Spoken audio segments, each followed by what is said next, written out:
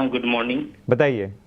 Sir, मेरा share है RBNL, IRCON, RailTel और टेक्स माइक्रो। तो जी मैंने जो आरबीएनएल लिया हुआ 59 शेयर है 584 के भाव से, जी और रेलटेल है 100 शेयर 504 के भाव से, इरकॉन है 81 शेयर 283 के भाव से, और टेक्स जी माइक्रो है 60 शेयर है 271 के भाव से।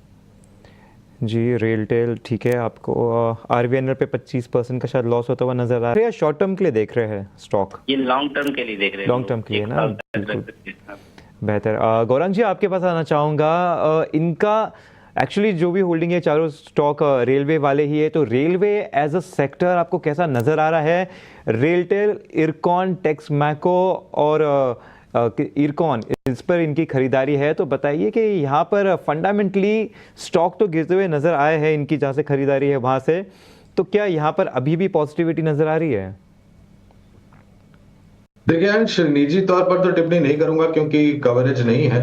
लेकिन अगर मैं रेलवे क्षेत्र की बात करूं तो पहले तो ये नहीं भूलना चाहिए कि रेलवे क्षेत्र में जितने भी शेयर जुड़े हुए हैं, चाहे वो सरकारी कंपनी हो या फिर निजी क्षेत्र की कंपनी, पिछले साल 1.5 साल में इन कंपनियों ने 50, 100, 150, 200 गुना रिटर्न खड़ा करके दिया है।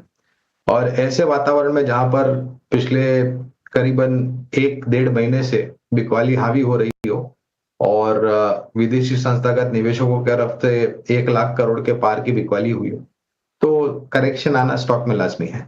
लेकिन जहां तक क्षेत्र का सवाल है, यानी कि भारतीय रेल से जुड़ी हुई कंपनी, तो बहुत सारा परिवर्तन हो रहा था, हो रहा है और आने वाले भविष्य में होगा।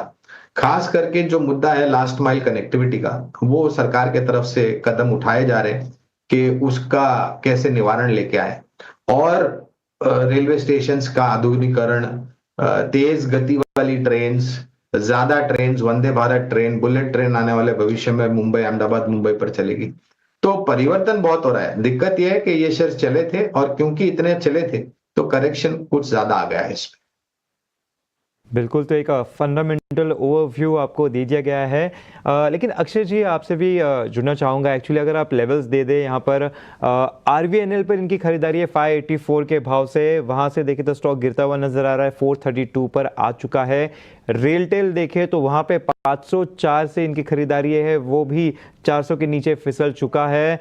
इरकॉन देखें तो 283 पर इनकी खरीदारी है, वो भी 200 के नीचे ट्रेड कर रहा है। टेक्स मैको भी देखे तो इनकी खरीदारी कुछ 271 से है, ये भी 200 के आसपास ट्रेड कर रहा है। तो अगर आप क्विकली थोड़े कोई स्टॉप लॉसेस और थोड़ा अगर टारगेट बता सके इन पर।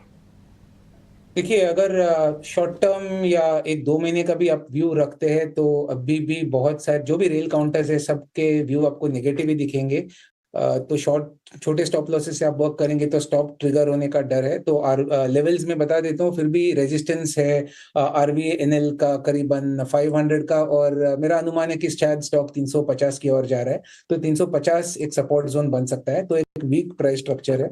इरकॉन की बात करें तो इरकॉन का जो करंट मार्केट प्राइस है, इसमें चांसेस ज्यादा है कि 225 का एक रेजिस्टेंस के बाद स्टॉक 140 की ओर जा रहा है। तो यहाँ भी काफी नेगेटिविटी मुझे दिख रहा है। और रेलटेल की अगर बात करें तो मेरे हिसाब से इसमें भी 300 तक जाने का डाउनसाइड गुंजाइश है।